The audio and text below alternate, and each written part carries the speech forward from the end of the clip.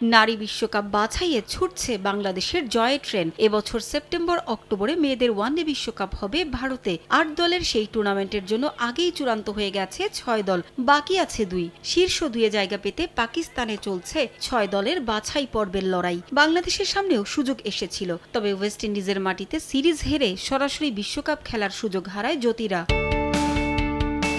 সে আক্ষেপ ঘোচাতেই বাছাই পর্বে ছুটছে বাংলাদেশ। রেকর্ডময় প্রথম ম্যাচে ১৭৮ রানে বাংলাদেশের কাছে বিধ্বস্ত হয় থাইল্যান্ড। সে ম্যাচে যে কোনো উইকেটে সর্বোচ্চ রানের রেকর্ড জুটি নিগার সুলতানা জ্যোতির দ্রুততম সেঞ্চুরি, এক ম্যাচে ২ বোলারের ৫ উইকেট নেয়ার কীর্তি গড়ে টাইগ্রেস। দীর্ঘ ৭ বছর পর প্রথম ম্যাচে ৫ উইকেট নিয়ে রাজস্বিক প্রত্যাবর্তন হয়েছিল জান্নাতুল ফেরদৌস সুমনার। আরেক স্পিনার ফাহিমাও ছিলেন দুর্দান্ত।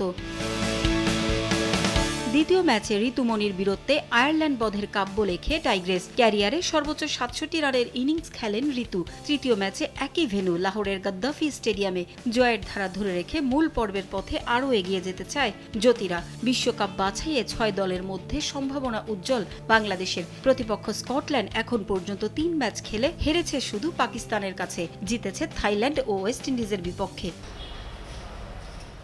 বাংলাদেশ যদি পরের ২ ম্যাচে যথাক্রমে স্কটল্যান্ড ও ওয়েস্ট ইন্ডিজকে আটকে দিতে পারে, তবে ১৯ এপ্রিল শেষ ম্যাচে পাকিস্তানের বিপক্ষে ম্যাচের আগে শীর্ষ ২ জায়গা প্রায় নিশ্চিত করে ফেলবে। তাই স্বপ্ন বাস্তবায়নে প্রতিটি ম্যাচই ডু অর ডাই জ্যোতিদের কাছে। ব্যাট হাতে প্রথম ম্যাচে ব্যাটাররা আস্থার প্রতিদান দিলেও দ্বিতীয় ম্যাচে অধিনায়ক জ্যোতি ও ঋতু ছাড়া খুব একটা জ্বলে উঠতে পারেননি বাকিরা।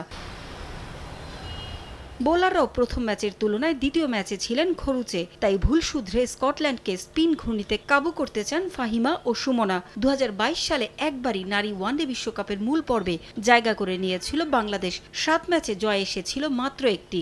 লাহোরে স্কটল্যান্ডকে হারিয়ে স্বপ্ন পূরণের পথে আরও এক ধাপ এগিয়ে যেতে চায় টাইগ্রেস। পারভিন আক্তার, সময় সংবাদ।